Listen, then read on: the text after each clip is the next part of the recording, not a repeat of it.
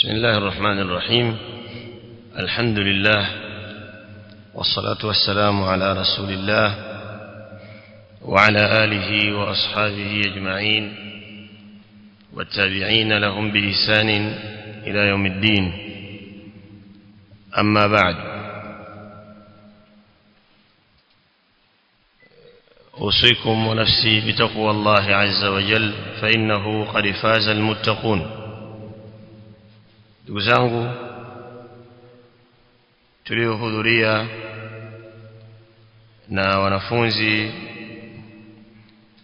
wenzangu katika markazi hii al-Mubarak, tunabudi kumhimidi Allah subhanahu wa ta'ala kwa neema ya dini ya Uislamu, kadhalika sunna, na kutuongoza kwenye jambo la kusoma, kujifunza ilmu ya kisheria, kusoma kitabu na sunna kwa ufahamu wa as-salafu salih.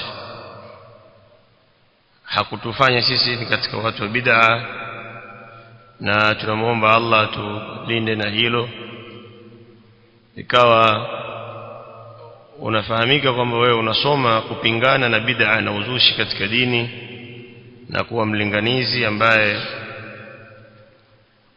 una upinzani na watu wa batil na makundi mapotofu. Hii ni neema na fadhila kubwa miongoni mwa fadhila ambazo Allah subhanahu wa ta'ala ametuneemesha. Dhalika fadlullahi yutihi man yasha wallahu dhul fadlil azim.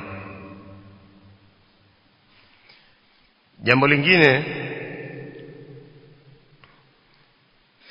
kwa kuwa tupo katika jambo la ilmu na jambo la kujifunza dini, mara nyingi tukikutana kwenye vikao kama hivi ni vizuri tukazungumza lile ambalo tuko nalo, muda wa kuwa jambo hili ni ibada, lina shurut za ibada, na wanachuoni wameandika vitabu wakielezea mambo ambayo mwanafunzi anatakiwa kuyazingatia wakati wa talab, na pia wakaandika mambo ambayo anatakiwa kuyatahadhari, kwa sababu jambo la ilmu ni kubwa, mpaka Allah subhanahu wa ta'ala kwenye kitabu chake Al-Qur'anul Karim akawataka watu, akawarejesha watu kwa wasomi wanapotingwa na kutatizika na mambo yao, waulize wasomi. Hilo ni jambo Allah ameliweka kwenye kitabu chake kwamba watu waulize wasomi. Bila shaka mtu kujiandaa au kuandaliwa kusimamia majukumu ya dini na wadhifa wala anbiya wa mitume kunahitaji utaratibu, ufanisi wa hali ya juu, mpaka mtu kuwa sasa wewe ni mtu, watu wanaweza kuja kwako wakauliza, na watu wakapata itmiinan katika nafsi zao, tumaanina kwamba unafaa kuwajibia mambo yao, unafaa kuwazungumzia dini yao, unafaa kuwatangulia katika mambo ya dini. Bila shaka jambo hili ni kubwa, na hii ni fadhila ya jambo la al-ilmu. Allah akasema fasalu ahla dhikri in kuntum la ta'lamun. Akawataka watu, akawarejesha watu kwa ahlu dhikri. Pamoja masala yanafungamana na kuwauliza kuhusiana na ahlul kitab, jawabu la kujibiwa wale wenye kumkanusha mtume sallallahu alaihi wasallama kwamba kwa nini asingekuwa malaika, wakaletewa jawabu hilo kwamba hata hao waliopita hapo mwanzo, ma arsalna qablaka illa rijala, walikuwa ni watu wanaume ndio ambao wanatumwa manabii, nuhi ilaihim. Kwa hiyo pamoja wanajibiwa wao kwa jawabu hilo, lakini hii fasalu ala dhikri, kwa maana waulize wale wanaojua vitabu vilivyopita, je, manabii walikuwa ni akina nani? Lakini pia wataingia na watu wengine, na hayo ndio ambayo wanayazungumza wanachuoni katika tafsiri ya Qur'ani, wakitafsiri aya hii. طيب,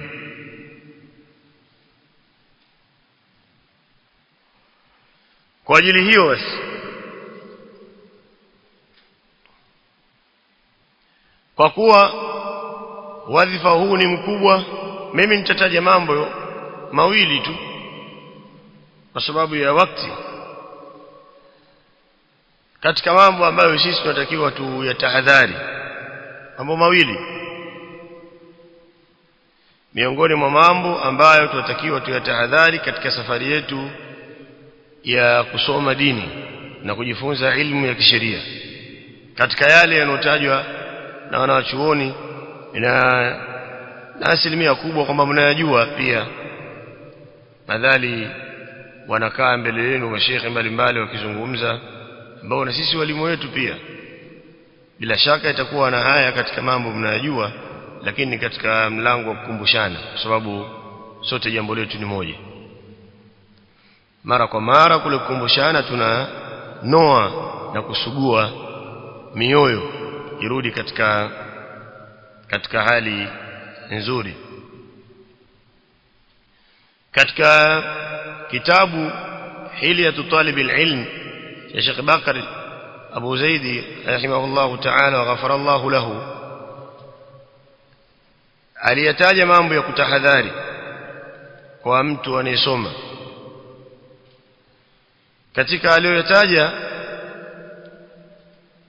akataja ihdhar an takuna aba shibri, ili amelitaja. Kadhalika akataja at-tasadduru qabla at-ta'ahul, ametahadharisha kwamba tahadhari an takuna aba shibrin, tahadhari kuwa baba wa shibiri moja. Shibiri ni kipimo tu cha kutoka kidole hichi mpaka hapa, ndio inaitwa shibiri moja, shibru. Sasa ile taifa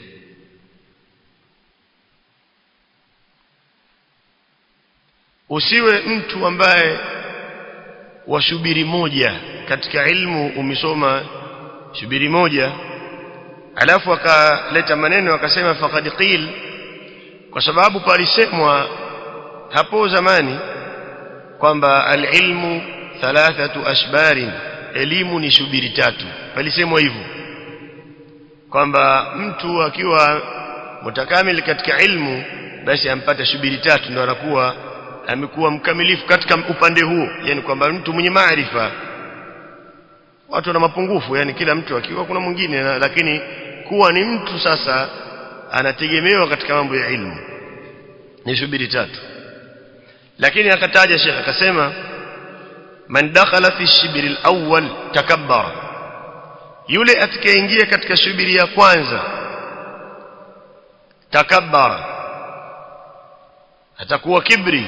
Ndio maana akatahadharisha usiwe baba wa shubiri moja, kwa maana usiwe katika watu waliojifunza shubiri moja, utakuwa jeuri na utakuwa na kibri, sababu huko ilisemwa hivyo huko mwanzo. Kwa hiyo anakuwa na kibri. Wa man dakhala fi shibri thani, na atakayeingia katika shubiri ya pili, katika kusoma akawa amefika shubiri ya pili, mtu huyu tawadha, atanyenyekea, kuonyesha kwamba sasa huyu anajua huyu anachokifanya ni nini, sababu ndio jambo la ilmu lilivyo. Hakuna mtu hata mmoja aliyekuwa na kibri akafanikiwa, wala mtu asione tabu. kwamba fulani amesema kadha, fulani ameandika kadha, fulani amefanya hivi. La, wala kutajwa mtu taje mara ngapi, tajwa useme mara ngapi, sema mara 100, 200, kama si kweli wala lisijeka kutoa katika lengo lako. Au mwanafunzi labda watu wameijibizana, kuna rududi baina ya walimu au mashekhe, akaona ngoja hilo niachie mimi, akakesha baada ya kuangalia irabu ya mubtada na khabar, akawa anawaza makala yake aite jina gani. Asiwe mtu katika jambo hilo mpaka asubuhi anafuta akiandika jina ile, tafuta jina la kumuumiza yule anemwandikia, akapata majina kama 10 na hajafanikiwa mpaka apate usingizi, hajasali tahajjud, hajasali witri, na huenda kabla alfajiri mpita ashughulikia makala, jina aite vipi. Pia akasema waman dakhala fi shibri thalith, na mwenye kuingia katika shibri ya 3, alima annahu la ya'lam. Kwa maana kama anataka atuambie mwana wa chuoni ni yule anayejijua kwamba yeye hajui, ndio lugha fupi. Kwa maana kila siku kwamba mimi kuna masala siyajui, ngoja nifuatilie, kila hautopata muda wa mambo ya upuuzi katika muda, katika umri wako na katika jambo lako la kutafuta ilmu. Kwa hiyo ihdhar an takuna aba shibri. Wala mtu kuwa unaweza kutoa hutuba aljum'a au umekuwa imamu wazosalisha au katika idi au ufanye muhadhara kwamba shekhi mkubwa sana kwamba wewe huambiliki madhali unahutubu kwenye idi. Watu wasifanye namna hiyo. Wala lengo la kusoma si kupata viwanja vingi vya idi, wala kuwa umehutubu misikiti mingi, wala ni kwamba mtu na alikuwa kwenye semina zote zinazofanyika. Si lengo la kusoma hilo. Watu hawakuwa huko mwanzo wakisoma kwa sababu hiyo, wala watu hawakuwa wakisoma kwa sababu hiyo. Allah akaweka baraka, akaweka khair katika ilmu yao. Hilo ni jambo la kutahadhari. Nimesema nitataja mambo mawili, hilo jambo moja.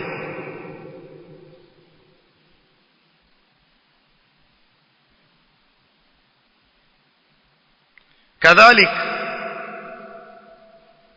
akataja jambo la at-tasaddur kabla at-taahul. Alipishani sana na lile la mwanzo. At-tasaddur maana yake mtu kuwa mbele kutangulia, kabla at-taahul, kabla ya kustahiki, kuwa wewe unastahiki lakini ukajiweka mbele. Maana kuna watu wako hivyo, aweza kuona kwamba labda hana watu kumsikiliza, akaamua ajichukue redio na jispika kubwa akakaa peke yake ukumbini, mafuhumu mnaelewa, kumbe yuko peke yake. Lakini watu anataka kujenga watu kwamba ni mtu ana wanafunzi, yeye fulani umenielewa hapo, kumbe yuko peke yake maskini. Hapo na watoto wake wawili ndio ameweka mbele, lakini atakuonyesha sura watu waombe iko wapi markazi yako, iko wapi? Kuna watu wanafanya namna hiyo, mahrum mtu wallahi. Ikiwa jambo bado la hivyo tu bado, na watu waliokuwa tayari hawakusema kwamba jamani huku sasa, wala hao maulama wakati huo wala wasomi. Angalia wanawachuoni, angalia mfano labda kwa haraka kumbuka katika tuchukulie zama zetu ambazo labda sisi tushazaliwa, tuna akili au tuliazimia kwenda baadhi ya sehemu wakati huo. Wengine wakatangulia kwenda, wengine labda kubahatika kwenda. Lakini chukulia mfano wa Sheikh Mukbil rahimahullahu ta'ala, kule kijijini kulipokuwa mbali na watu watoke mpaka wafike kule, aliweka bango gani? Alisemaje? Umeelewana? Alifanya nini? Ikhlas. Kama vile Nabii Ibrahim alimwambia wa'adhin fi an-nas bil hajj yatuka rijalan, mpaka mwisho wa aya. Lakini Nabii Ibrahim alikuwa peke yake, wala kutafuta spika kutafuta tu, lakini Allah akaweka baraka kwenye wito wake, wakaja watu mpaka sasa waenda watu wengi tu. Kadhalika hata wewe ukikaa jalia kijijini huko, labda moto haujafika, kuna umeme, wala simu ikisha kupata power bank wala upate kadha, wala hakuna internet huko. Maana mtu anashinda kushindwa sehemu akashindwa kufanya dawa kwa sababu hakuna internet. Sio? Hakuna labda nyumba ina AC kwamba talala vipi. Kuna watu watasoma bali kuna watu wengine hata wakisoma hivi akili yake inamwambia kwamba nikihifadhi Qur'ani nitakuwa imamu, alafu nitakuwa mwezi wa Ramadhani napata pesa shilingi fulani, alafu kama nitahifadhi hadithi nikitoa hutuba nitakuwa napata 2000 kila Ijumaa. Yani kuna mtu achora ile elimu na pesa namna ya kupata kwamba akifika hivi kuna pesa hivi atapata hivi, akifika hivi. Utawanunia matajiri bure shekhi watu wasomi namna hiyo. Tanuna utaona wewe kila kutoa mawaidha jamaa hawanisikii hawa, mbona ndio yule yuko pia, basi nimetoa salamu hata kunifuata akanishika mkono. Kuna watu wako hivyo. Kuna bwana mmoja anasema wakati wasoma mtawasiti wakati wakiambiana ukienda kuhutubu msikiti fulani mkimaliza kuna tajiri akushika mkono enda kula kwake Ijumaa. Yeye akafanya mipango apangwe yeye Ijumaa inayofuata. Na ukienda kula bila shaka utapata utokosa nauli. Basi akaenda kihutubu akimaliza haoni mtu. Yeye ameona kwamba nauli yake atumie tarudi. Ankaa nje msikitini asubiri tajiri wa kumshika mkono. Na wengine wanauza, hata hapa Mombasa wanafanya. Wanafunzi watu kisoma nao tukoona wakifanya hivyo. Yaani khatibu Ijumaa mtu akahutubu, kwa hiyo anaweza kusanya pesa misikiti miwili mitatu, labda huko ampewa 500, shapata 1500, alafu anakuja kuita khatibu akupamia wewe. Yaani 400 anachukua yeye kwa kazi yake ni hiyo. Yeye atafuta makhatibu ala ile pesa, yeye apata nyingi kuliko wale makhatibu. Mwanafunzi asoma dini kazi yake ni hiyo. Sio ni watu wakaa mijini huko wa mambo mengi. Bila shaka mtu kama huyu hana baraka katika elimu yake. Hakuna baraka. Tayib, kwa hiyo jambo la kutangulia mbele mtu kabla ya kustahiki, jambo hili halifai. Na shekhe pia akasema ihdhar at-tasaddura qabla at-ta'ahhul, tahadhari na kukaa mbele, kutangulia mbele kabla ya kustahiki. Ukifika wakati wala hautopiga kelele na kwa sababu kama na wewe Allah amekuandikia kwamba uwe, maana yake hilo pia ni makadiri ya Allah subhanahu wa ta'ala. Kwa hiyo tahadhari na jambo hilo, fahuwa afatun fil ilmi wal amal. Jambo hilo ni afa, ugonjwa huu, maradhi katika ilmu kadhalika katika amal, kwa sababu hata amali zako utakuwa unafanya ni hivyo. Amal utaangalia mazingira ya kufanya, utaangalia kadha.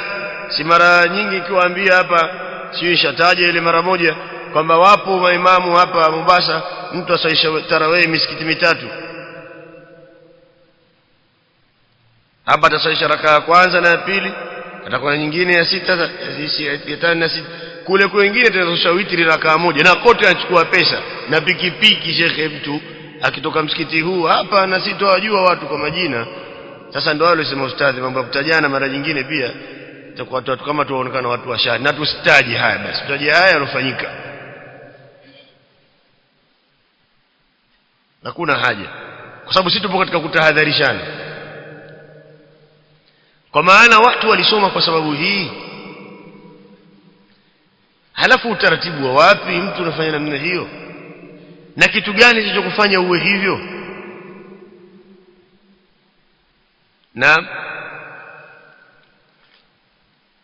kwa hiyo sisi tubaki katika jambo la kusoma, na mtu aone fakhri kwamba yeye ni mwanafunzi anayesoma dini ya ilmu. Hilo mtu ajione fakhri, wala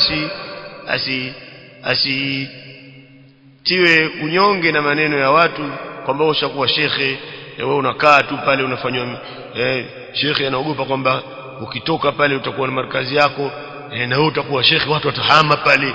ndio maana hataki utoke. Maana kuna watu wengine wana akili za namna hiyo, wanasema kama hivyo.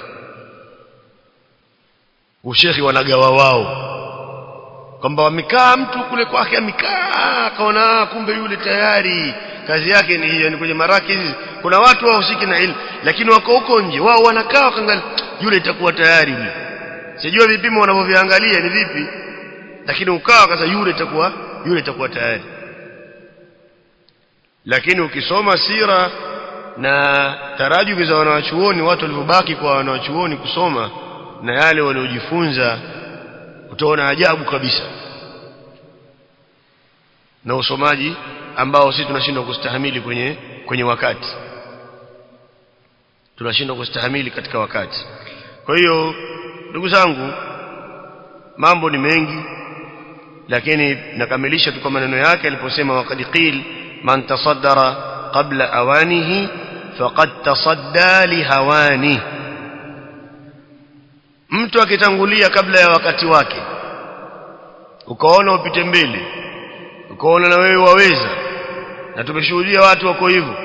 Watu walikuwa katika mawaidha wakajifanya watu kwamba wameshatangulia wanajua, mwisho mkaona wameenda kwenye, wengine wapo katika mambo ya siasa pia, sijui na huko wafikaje. Maana mtu amesoma mutawassit na thana yameibuka kwamba kwenye siasa sijui alifika vipi, sababu hata ile mikarara sijui yasemaje kuhusu huko mpaka amefika huko mtu. Wapo watu wamekwenda mpaka hivyo.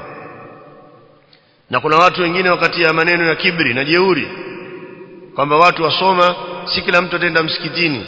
Watu wasoma hapa lakini mtu akimaliza azapata ubunge hapa. Watu wakawa wanafanya kejeli kwa wenzao. Hizi nasaha mtu wapi? Nazungumza yale ambayo si kwamba nimehadithiwa, tumeishi nayo. Baadaye watu wanaona huko wakufai, kuna kupatikana kula kwenye dini, wamuona mwalimu na yeye darasani yule aliyekuwa na beza siku zile wakati nyinyi mwasoma, wakati mwamwambia jambo la dini.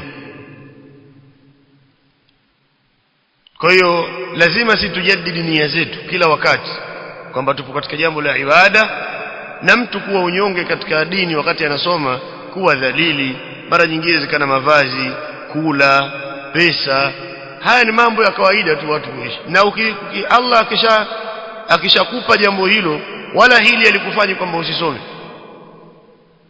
wala alifanyi hivyo. Lao ingelikuwa watu wawe na pesa ndio wasome, hapo ukitafuta kupata watu wa matajiri ndio ungekuwa wanawachuoni,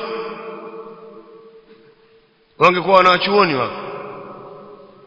Lakini ukiangalia tangu wakati huo utapata ni asilimia, ni idadi chache sana wanaesoma, ni familia za kawaida katika mambo ya kilimwengu. Na huenda hilo ndio limefanya watu wasome dini sasa.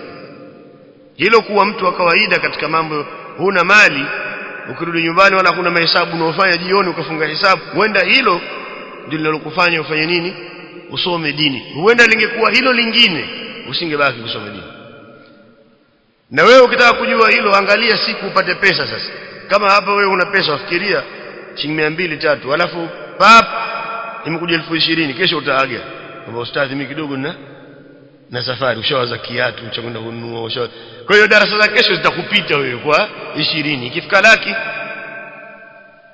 ikifika milioni, na utakuwa pia huwataki watu wa dini wakuone. Unajua wakiniona wataniona, kwa sababu wajua watu hali zao zilivyo, na wao wanajua kama mwenzao mashaallah, na wewe hutaki ujulikane hivyo. Ndio utaona watu wa pesa, sikwambii kusoma, swala za jamaa za wapita waogopa kuombwa, wako wanaishi hivyo. Miji hii wapo watu namna hiyo, hahudhurii swala ya jamaa kwa sababu waogopa, wakitoa salamu watu wakimuona dhiki. Sasa ya nini pesa hiyo ambayo hata swala ya jamaa huwa upate? Kwa hiyo ndugu zangu, tutahadhari na haya na mengine yanayotajwa katika miko ya ilmu ya mtu ambaye anatakiwa mambo ya kukomeka nayo, asiwe nayo mambo hayo katika safari ya kusoma. Tumuombe Allah subhanahu wa ta'ala atuthibitishe katika jambo hili la ilmu, na atujalie ikhlas, kwamba tuwe ni wa kweli, kwamba tunakusudia, hakuna lingine tunalokusudia isipokuwa tunamkusudia Allah subhanahu wa ta'ala, wajha Allah.